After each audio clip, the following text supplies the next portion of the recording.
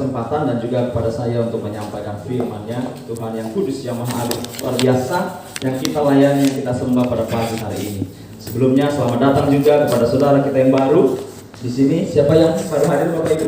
Selain Bang Kusuma. Bang Kusuma ini sahabat saya, salah satu partner saya, tim saya di showroom ya, di Heaven Motor. Dan sekarang karena saya bekerja sendiri di Naja Motor, tutup, ngepel, nyuci, ngelam sendiri semua karena partner saya yang bagian itu sedang tidak bisa masuk. Akhirnya Bang Kusuma juga ikut bantu saya gitu ya kan. Jadi Bang Kusuma ini partner kita, partner saya di dalam bisnis dan juga partner dalam pelayanan nanti. Abang, amin Bang ya. Amin ya. Baik. Bapak Ibu sekalian, waktunya cukup singkat. Sebenarnya yang mau disampaikan hari ini harusnya bisa dibahas lebih kurang 1,5 sampai 2 jam. Tapi akan kita kupas 30 menit. Haleluya, katakan amin saudara. Amin. Baik. Bapak Ibu yang terbaik, yang terkasih, yang tercinta, yang dimuliakan di dalam nama Tuhan Yesus Kristus. Siapa yang pernah mengingat saya pernah menjanjikan akan membawakan firman dimensi roh? Ingat ya? Siapa yang pernah ingat lagi? Dimensi roh, dimensi Tuhan, dimensi Elohim. Saya akan bawakan hari ini sesuai janji saya. Amin. Yes. Kita berbicara tentang dimensi. Siapa yang tahu arti dimensi? Yang tidak tahu, biar saya kasih tahu. Oke, baik. Yang tidak tahu angkat tangan. Saudaraku, untuk diberkati Tuhan, jangan pernah sok tahu. Dan jangan pernah malu-malu. Hajar terus supaya Tuhan urapi ya. Kalau nggak tahu bilang aja nggak tahu. Saya kalau ditanya, siapa yang tidak tahu ya katakan aja kalau yang nggak tahu. Supaya jadi tahu, amin. Soalnya kalau udah tahu semua ngapain saya kasih tahu kan gitu. Sayang waktunya. Oke, tapi ada saja yang tidak tahu. Puji Tuhan. Yang tidak angkat tangan kalau tahu, haleluya. Kalau tidak tahu saya kasih tahu. Dimensi itu, bayangkan ini ruangan. Ruangan itu mempunyai dimensi. Dimensi itu kalau dibahasakan secara bahasa Indonesia, ruangan atau titik-titik koordinat yang dapat ditarik garis untuk melihat satu sisi ruangan atau bagian daripada ruangan. Misalnya dimensi, ada kubus, ada apa gitu ya, anak-anak kuliah ya, anak-anak matematika ya. Kalau istri saya orang matematika pasti paham ya dimensi. Nah, kalau kita artikan dan kita jabarkan secara harfiah atau secara sehari-hari atau secara alam sekarang ini atau kondisi sekarang ini, dimensi itu boleh dikatakan menjadi pola atau titik atau standar atau pola ukur atau pola pikir. Makanya saya beri judul sekarang adalah masuk dalam dimensi Elohim. Coba diulang saudara. Dimensi dalam Elohim. Masuk dalam dimensi Elohim. Saya ulang 1, 2, 3 sama-sama. 1, 2, 3. Masuk dalam dimensi Elohim. Haleluya. Beri kemuliaan untuk Tuhan Yesus Kristus. Kalau tepuk tangan jangan tanggung-tanggung, karena tepuk tangannya bukan buat Bang Andi, tapi buat Tuhan Yesus Kristus, Raja di atas segala raja, yang kita sembah, yang kita puji, yang kita muliakan. Semua yang tanggung-tanggung tidak enak. Betul Bapak Ibu? Betul. Kalau nanggung kan gak enak ya. Harus klimaks dan maksimal. Di dalam Tuhan juga begitu. Waktu 30 menit kita kupas tuntas masuk dalam dimensi oleh katakan amin saudara. Haleluya. Baik, buka firman Tuhan kita, yaitu dari 1 Korintus 2 ayat 6.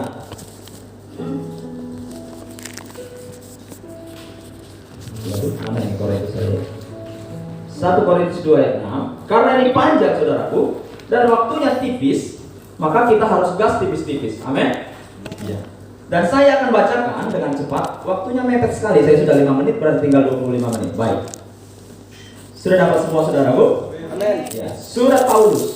Sebenarnya kalau waktu kami kuliah dulu, diajari sama Pak dosen, termasuk Pak Gembala kita, dosen saya dulu, kalau khotbah itu harus dicari kota penulisan, tahun penulisan, tujuan penulisan, macam-macam yang dicari. Bisa sih saya jelaskan sekarang di mana Korintus, siapa penulis Korintus dan lain-lain. Tapi nggak cukup waktunya, kita lewatkan. Setuju? Nanti kita kupas tuntas ya. Nah, salah satu cara berkhotbah demikian Bapak Ibu, harus tahu tujuan ayat itu ditulis, siapa penulisnya, tahun berapa ditulis, untuk apa ditulis, tujuannya untuk apa. Jadi kita terarah, ya kan?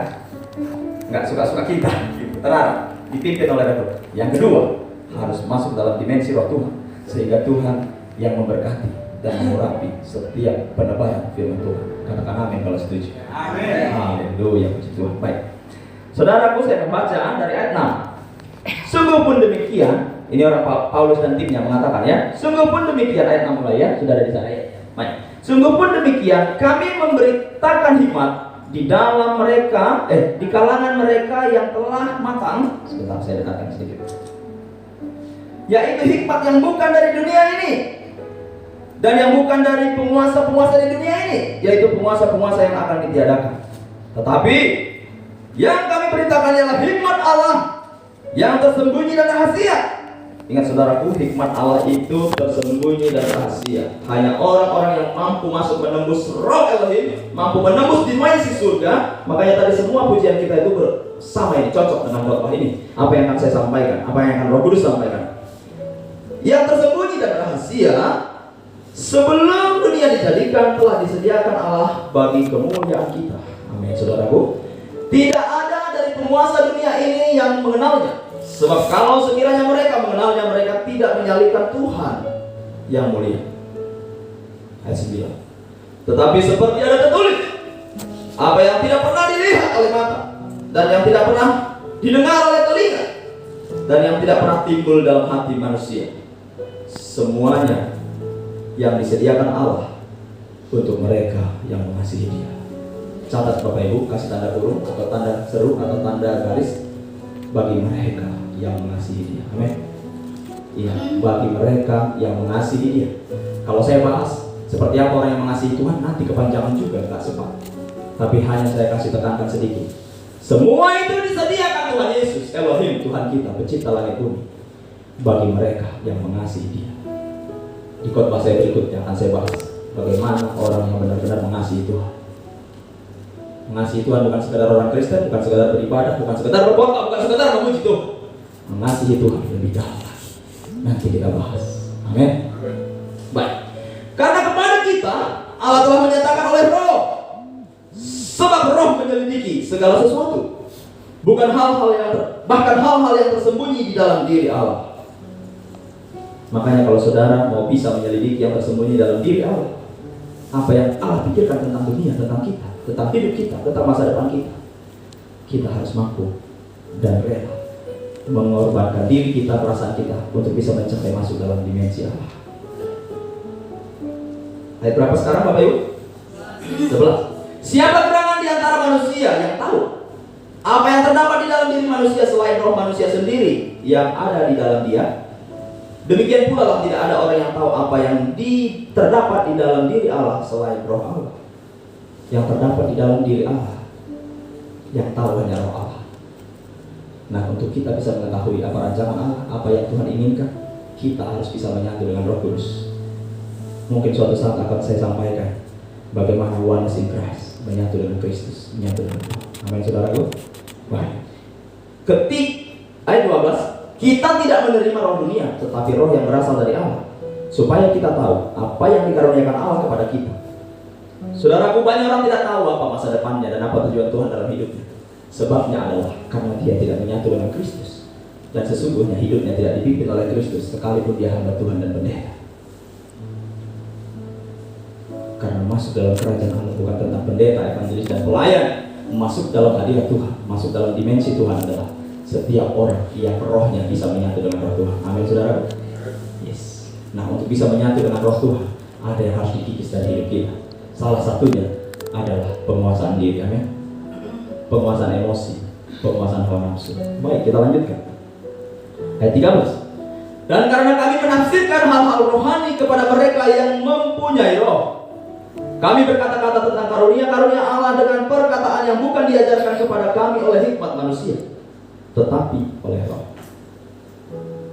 Ayat 14. Tetapi manusia duniawi tidak menerima apa yang berasal dari roh Allah. Catat saudaraku, tandai dan remakan dalam diri kita. Saya ulang ayat 14. Tetapi manusia duniawi tidak menerima apa yang berasal dari roh Allah, karena hal itu baginya adalah suatu kebodohan. Makanya bagi orang tertentu bahasa roh itu kebodohan, dan urapan itu kebodohan, kuasa kesembuhan itu kebodohan, melepaskan setan itu kebodohan. Bagi orang-orang tertentu, orang-orang dunia, sekalipun dia pendeta dan hamba Tuhan, dia tidak percaya kepada kelepasan dan urapan roh, karena sesungguhnya dia tidak masuk dalam dimensi roh Tuhan. Untuk itu kita semua bisa merenungkan ayat ini dengan sungguh-sungguh. Ayat ke-15. Tetapi manusia rohani, yaitu kita, saudaraku, katakan amin. Tetapi manusia rohani menilai segala sesuatu, tetapi ia sendiri tidak dinilai oleh orang lain. Ayat 16. Sebab siapakah yang mengetahui pikiran Tuhan sehingga ia dapat menasihati dia? Tetapi kami, kata Paulus, tetapi kami, kata saya sekarang, meminjam perkataan Paulus ini. Tetapi kami memiliki pikiran Kristus. Ini kata kuncinya, saudara. Memiliki pikiran Kristus. Saudaraku, cara berpikir seseorang, pola pikir seseorang, itulah yang menentukan masa depan seseorang. Kalau setuju katakan amin. Cara berpikirmu, saudara, menentukan cara berucapmu. Maka saya tahu dengan gampang apa isi kepala seseorang bila saya bicara dengan dia 15 menit saja. Ini sahabat baru saya, kenal dari Facebook. Saya sudah bisa selami pikirannya beberapa kali bertemu, dan setengah mati dia nunggu saya untuk ketemu dulu, menghindar saya, dan memang karena sibuk juga sih. Kami berkenalan lewat Facebook, saya lagi ada di Bengkulu atau di Jambi kayaknya waktu itu. Tanya-tanya mobil, saya suruh datang ke showroom. Karena di showroom itu Heaven Motor itu kan tidak pernah saya bilang saya bosnya. Saya bilang aja saya bosnya gitu. Memang dia juga sahabat partner saya yang pemilik saham juga. Waktu dia datang dilihat saya orang Cina ya kan, saya orang Batak, ini kayaknya bosnya kan gitu, dan saya bilang ada bosnya di sana. Mulai ciut dia. Oh berarti si Andi itu bukan bosnya, itu cuma sales aja di sini gitu mungkin kan? Mau mengikat dia, saya biarin aja. Tapi lama-lama dia mengerti. Tuhan Yesus bosnya, katakan amin. Akhirnya kami bersama-sama sekarang melayani dan saling menguatkan. Saudara kita Kusuma ini dari Kedah sebelumnya. Ya, nah baik. Saudaraku, saya ulang dan tekankan. Sebenarnya saya mau bahas ini 1,5 jam, itu baru mantap sekali. Tetapi ayat 16 langsung saya potong kompas. Sebab siapakah yang mengetahui pikiran Tuhan sehingga ia dapat menasihati dia? Tetapi kami, kita semua, memiliki pikiran Kristus.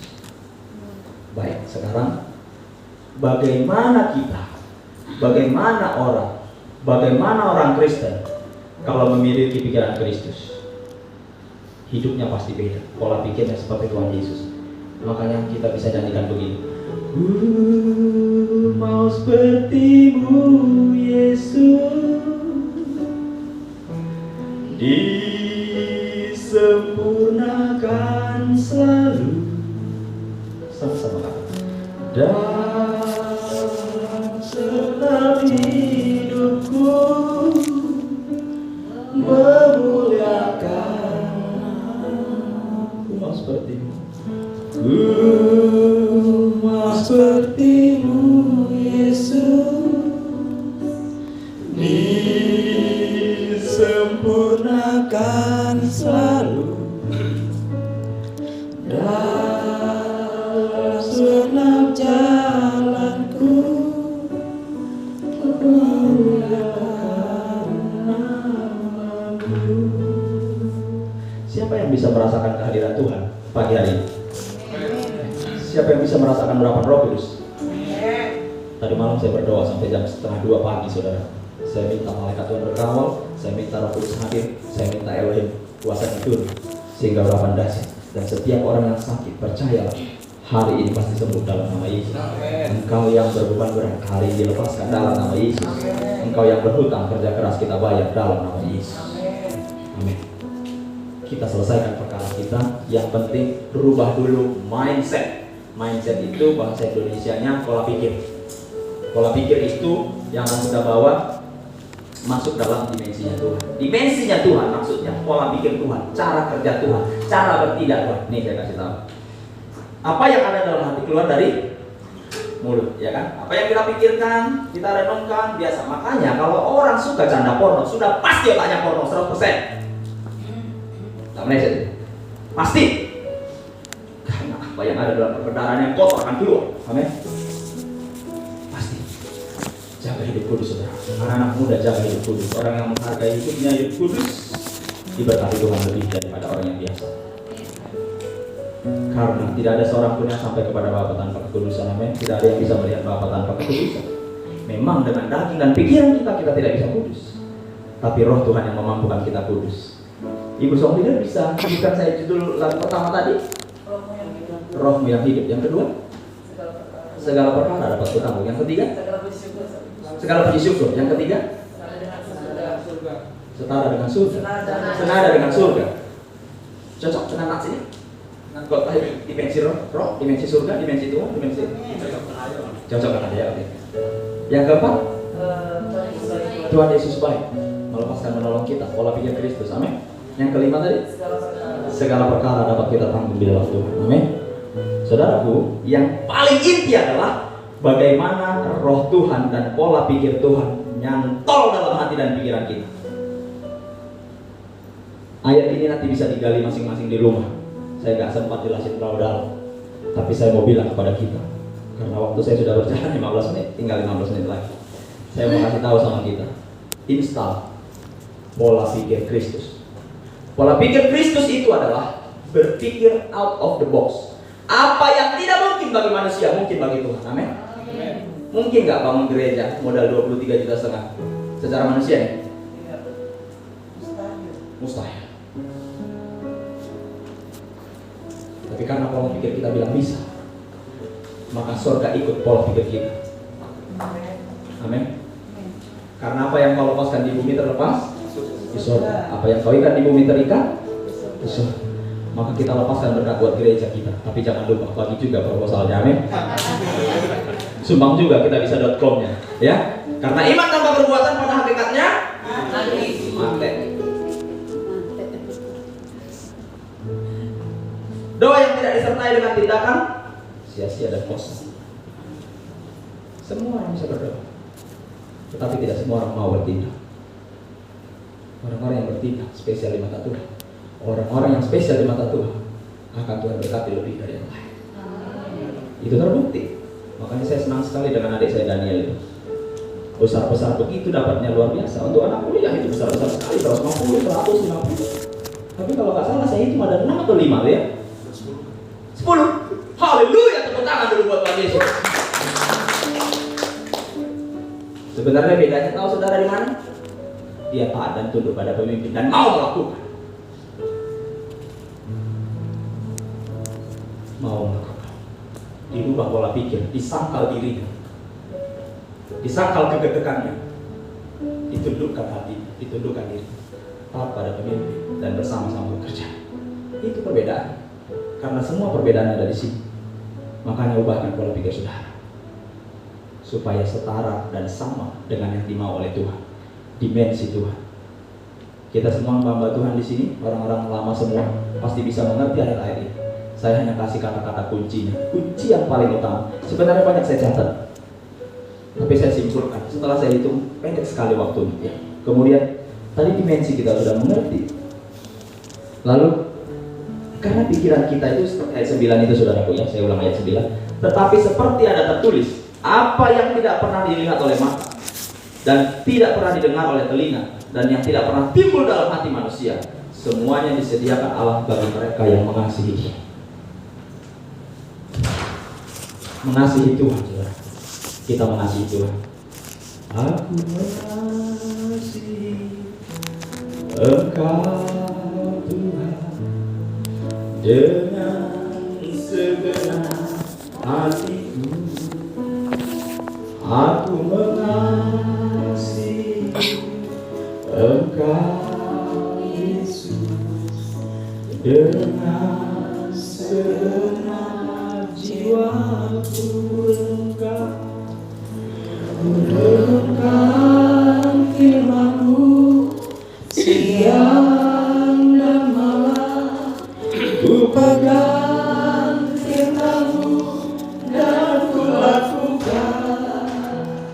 Engkau tahu ya Tuhan, tujuan hidupku hanyalah untuk menyenangkan hati-Mu. Orang yang mengasihi Tuhan tujuan hidupnya apa? Menyenangkan hati Bapa. Orang yang mengasihi Tuhan menyenangkan hati Bapa. Mulai dari pikirannya, mulai dari matanya, mulai dari mulutnya, mulai dari hatinya, mulai tangannya, mulai kakinya, termasuk alat kelaminnya, memuliakan Tuhan.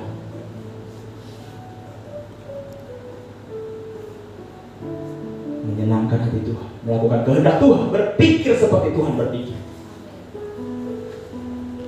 Kita harus satu frekuensi. Apa tadi Bu? Senada dengan surga ya? Karena kita warga negara surga, amin.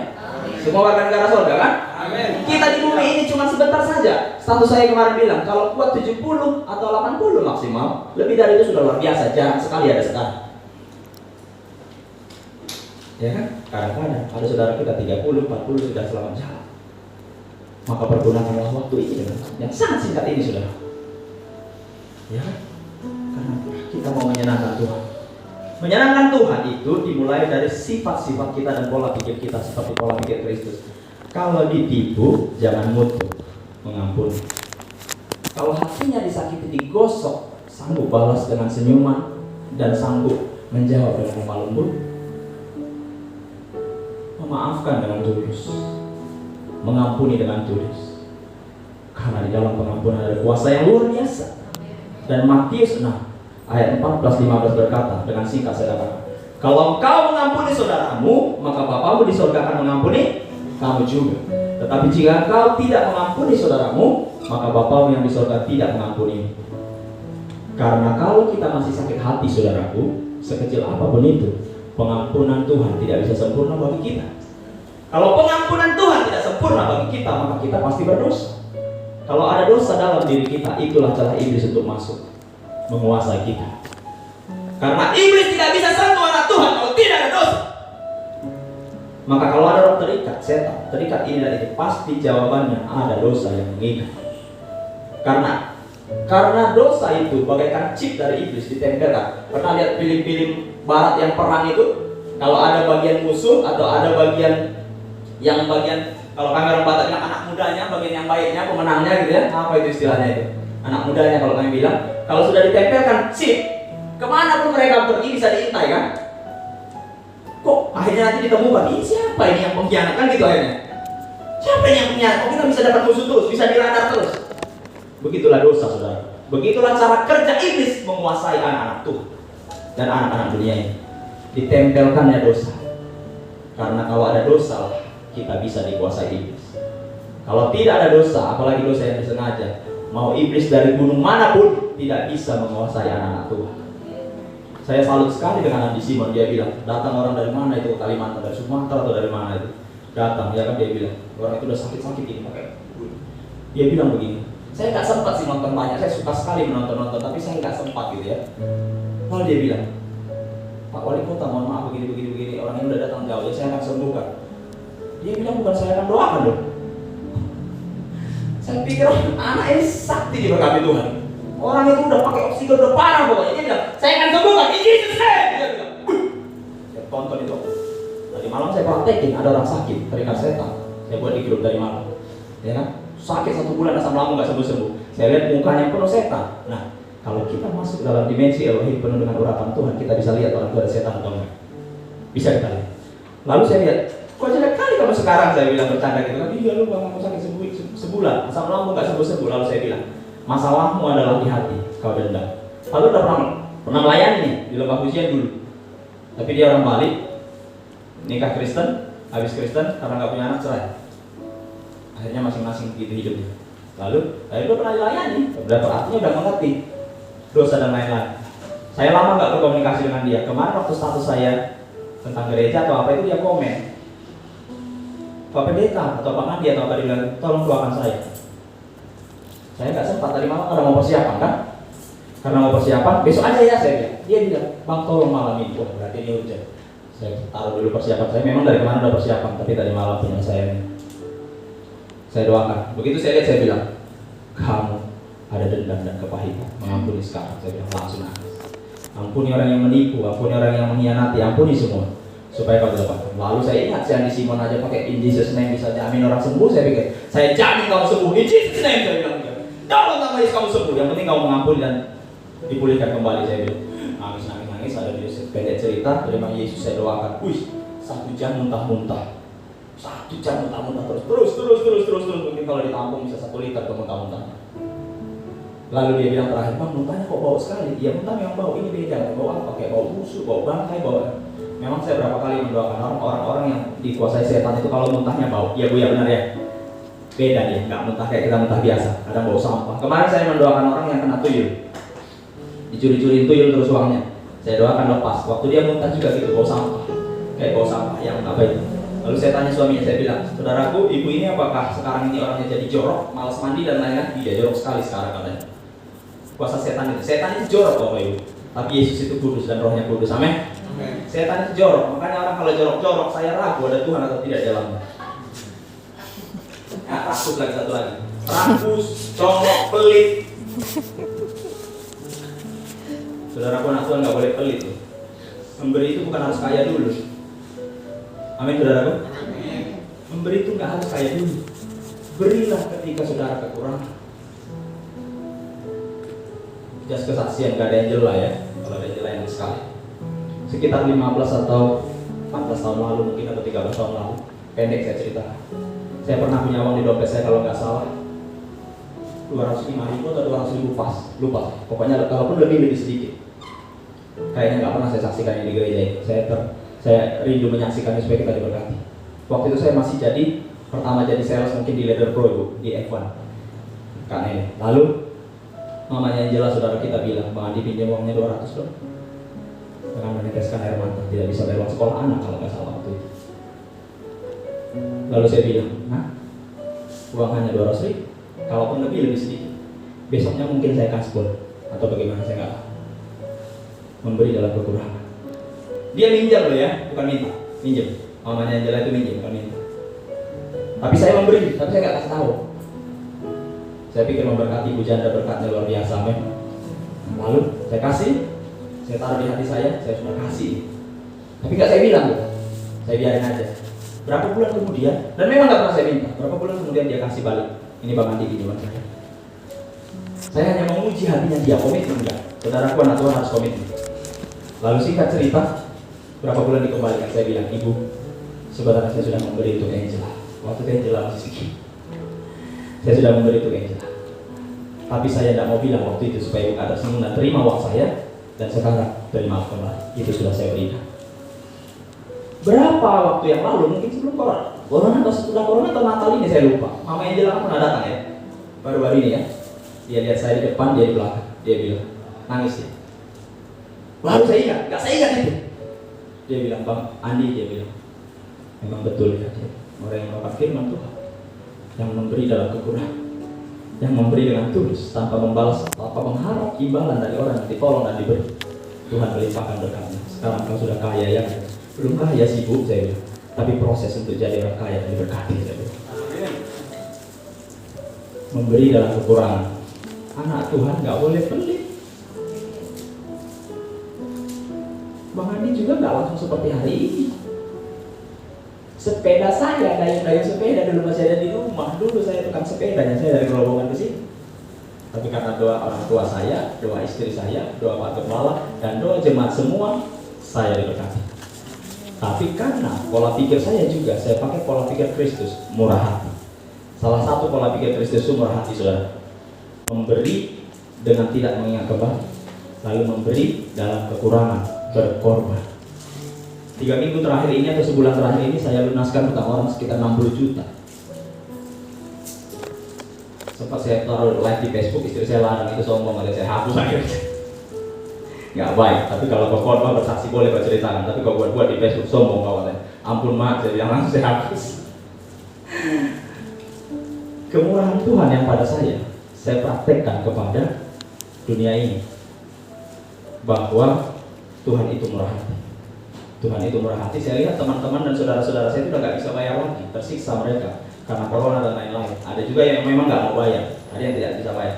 Saya lunaskan, saya kirim semua pesan lunas. Saya pernah saksikan kepada Bapak juga. Total hutang orang yang saya lunaskan sampai hari ini lebih kurang 180 sampai 190 juta sejak 2014 sampai hari ini. Saya lunasin semua, lunas, benar-benar lunas. Karena saya pikir hutang saya juga pasti Tuhan lunaskan lagi. Ketika saya melunaskan, saudara pikir saya banyak duit sekarang? Tidak. Hari-hari ini saya dan keluarga sedang mengalami trouble keuangan yang cukup besar.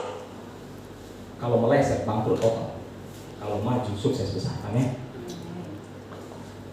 Iya, saya memberi ini bukan karena saya sekarang banyak duit. No, hari ini saya sedang mengalami defisit yang cukup besar secara keuangan. Cukup besar, nggak enak saya sebut-sebut. Besar sekali, kerugian kami besar sekali di syurga. Tetapi saya tahu Tuhan sanggup menolong. Karena apa? Karena pola pikir saya sudah saya ganti seperti pola pikir Tuhan. Makanya kalau saya berdoa sama orang, saya bilang, Tuhan Yesus gantikan pikiranku dengan pikiran Kristus. Ada ayatnya ya Bu ya, pikiran Kristus. Jadi pikiran Kristus yang akan kita install, saudaraku. Dengan singkat saya simpulkan. Coba saudaraku, boleh kita baca Amsal 21 ayat 30. Nah, saudaraku, khususnya kita semua dan juga anak-anak muda, bacalah kitab Amsal ini saudaraku berulang-ulang. Puji Tuhan, bulan ini kalau saya nggak salah pembacaan saya ke-26 kali kitab Amsal, ulang-ulang, hanya kitab Amsal. Setelah saya baca ini saudaraku, saya temukan hikmat yang luar biasa. Saya temukan hikmat luar biasa, pola pikir Tuhan yang luar biasa. Ada sesuatu yang saya nggak ngerti, tiba-tiba saya ngerti gitu. Luar biasa ini. Boleh satu orang membacakan biar cepat? Amsal 21 ayat 30. Amsal 21 ayat 30 Pak Pendeta. ayat 30. Tidak ada hikmat dan pengertian, dan tidak ada pertimbangan yang dapat menandingi Tuhan. Amin. Saudaraku, tidak ada hikmat di bumi ini yang lebih daripada hikmat Tuhan. Hikmat Tuhan itu diberikan kepada Raja Salomo. Raja Salomo sebagian besar dicatat di Amsal. Kalau saudara mau tahu pola pikir Tuhan, hikmat Tuhan yang luar biasa, bacalah kitab Amsal berulang-ulang, minimum sampai 50 kali. 50 kali berarti 50 bulan. 50 bulan itu nggak sampai. Kalau sedangkan kredit mobil aja 5 tahun 60 bulan, semua mau bayar. 4 tahun 5 tahun bayar kredit mobil dengan setia dan taat. Kalau nggak ditarik, baca kitab Amsal saudara. Minimal seperti kredit mobil 50 kali. Ingat, terutama anak muda ya, ingat ini. Saya garansi in the name of Jesus Christ, yang membaca kitab Amsal dengan sungguh-sungguh 50 kali dalam hidupnya, saya jamin 1000% kau pasti berhasil. Saya jamin itu. Pasti berhasil. Lakukan saja. Aku lakukan. Dan orang lain di luar sana ada yang lakukan juga. Karena saya juga belajar dari orang lain. Saya ikuti, saya lakukan. Orang yang baca kitab Amsal 50 kali. Pak, udah habis ya? Habis ya? Habis ya, baik, saya akan selesai. Yang berani baca kitab Amsal minimal 50 kali dalam hidupnya itu gak nyampe 5 tahun saudara. Baca saja. Karena saya targetkan saya mau baca sampai 70 kali. Saudara pasti berhasil. In Jesus name. Saya yakin berhasil. Dalam pelayanan, dalam rumah tangga, dalam bisnis, dalam pekerjaan. Dan kau akan diberkati seperti Salomo menjadi orang yang sangat kaya. Hikmat Tuhan, pola pikir Tuhan ada di Amsal. Ditempelkannya di Salomo, di 2 raja-raja ya. Bu ya, lu tawarin kalau 2 raja-raja. Waktu Salomo ditanya Tuhan, minta kekayaan atau apapun Tuhan akan kasih. Dia cuma minta hikmat. Tuhan berikan aku hikmat. Tuhan kasih hikmat yang luar biasa dan plus-plusnya banyak sekali. Ketika saya dengar khotbah di gereja HKBP, saya menciri Medan dulu sekitar saya kelas 2 SMA kayaknya. Langsung saya copy, saya tempel dan saya mulai baca Amsal. Dan ini yang 26 kali ini kayaknya udah di luar yang dulu-dulu, yang sekarang ini. Nah, jadi saudaraku, pindahkan pola pikir Tuhan atau install pola pikir Tuhan. Pola pikir Tuhan di dalam pikiran kita. Mengasihi, mengampuni, menyayangi, memberi, macam-macam itu pola pikir Tuhan. Lalu yang terakhir, hiduplah dalam kekudusan. Sebab tidak ada yang akan bisa masuk dalam dimensi Tuhan kalau saudara tidak menjaga hidup kudus. Saya sejak putuskan benar-benar hidup kudus 100%, saya rasakan urapan Tuhan semakin dahsyat. Urapan Tuhan semakin dahsyat. Urapan Tuhan semakin dahsyat. Terpujilah nama Tuhan. Ternyata urapan seseorang berbanding lurus dengan keputusan seseorang untuk hidup di hadapan Tuhan. Jika kau memutuskan menjadi orang yang diberkati dan diurapi saudaraku, maka Tuhan mau melakukan itu. Karena Tuhan butuh orang-orang yang diurapi, yang bisa melakukan mukjizat dan kelepasan dan pemulihan. Dan jangan lupa saudaraku, sedikit lagi, ingat-ingat beritakan firman Tuhan. Ingat-ingat saksikan kemuliaan Tuhan dan kebesaran Tuhan. Ingat-ingat bawa orang untuk bertobat. Ingat-ingat kasih tahu kebaikan Tuhan kepada semua orang, saudara kita, tetangga kita, teman kerja kita. Karena orang yang memberkati dengan menaburkan firman Tuhan kepada siapapun, di mendapat penyertaan Tuhan. Matius 28:18-20. Pergilah, aku akan menyertaimu sampai akhir zaman, sampai kesudahan. Kalau mau disertai Tuhan, beritakan firman sekecil apapun. Beritakan firman. Orang yang beritakan firman, saya jamin 1000% tidak mempan kena santet, tidak mempan kena pelet, tidak mempan kena genap, tidak mempan kena apapun. Karena ada penyertaan Tuhan. Karena orang yang memberitakan firman, ada hukum penyertaan di dalamnya. Orang yang menabur pasti menuai. Amin. Itu hukum, saudaraku. Makanya rajin-rajin menabur. Ishak menabur di musim kering. Suatu saat kita bicara menabur di musim kering, ya. Baik, saudaraku, demikian firman Tuhan yang boleh saya sampaikan. Terima kasih. Saya sampaikan kepada Bapak Gembala untuk tutup dalam doa. Haleluya.